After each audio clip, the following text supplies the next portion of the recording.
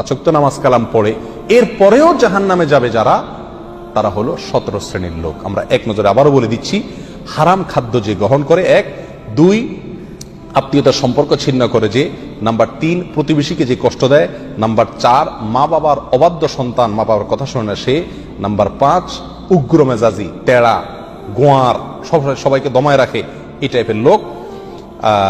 Number 6 অধীনস্থদেরকে, প্রজাদেরকে, যে সমস্ত শাসকেরা, যে সমস্ত রাজারা, যে সমস্ত রাষ্ট্রপ্রধানেরা, সরকার প্রধানেরা বা যে যে লেভেলে আছে সে তার প্রজাদেরকে ধোঁকা দেয় যে তারা। নাম্বার 7 অন্যের সম্পদকে অন্যায়ভাবে আত্মসাৎকারী ব্যক্তি। নাম্বার 8 উপকার করে কারোর খোঁটা দেয় যে ব্যক্তি, সে জান্নাতে যাবে না। নাম্বার 9 চগলখোর ব্যক্তি জান্নাতে যাবে না, মানুষের পিছনে কথা লাগায় বেড়ায় একজনের আরেকজনের কাছে।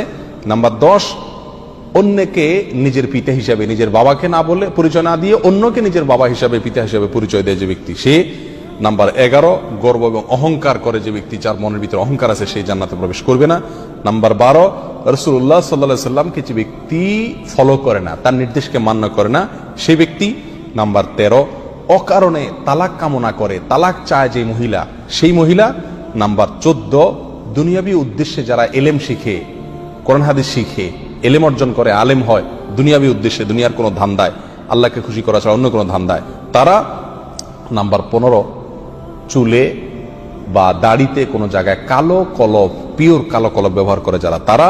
এবং নাম্বার 16 যে কোনো ভালো কাজ করে সেখানে মানুষকে দেখানো, এটা ফলাও করা, প্রচার করা, এই উদ্দেশ্য থাকে যাদের, তারা। নাম্বার 17 ওয়ারিশকে বঞ্চিত করে তার হক থেকে, এরকম অভিভাবক।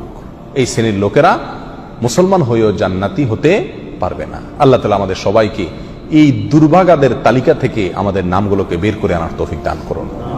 চেষ্টা করব এই 17 শ্রেণীর কোনোটিতে যাতে আমার নাম না থাকে, এটাকে টাঙায় রাখবো, ঝুলায় রাখবো লিস্টটাকে, এবং আমার ভেতরের কোনো পয়েন্ট আছে কিনা সেটা দেখে যাচাই করে সেখান থেকে নিজেকে বের করে আনবো ইনশাআল্লাহ।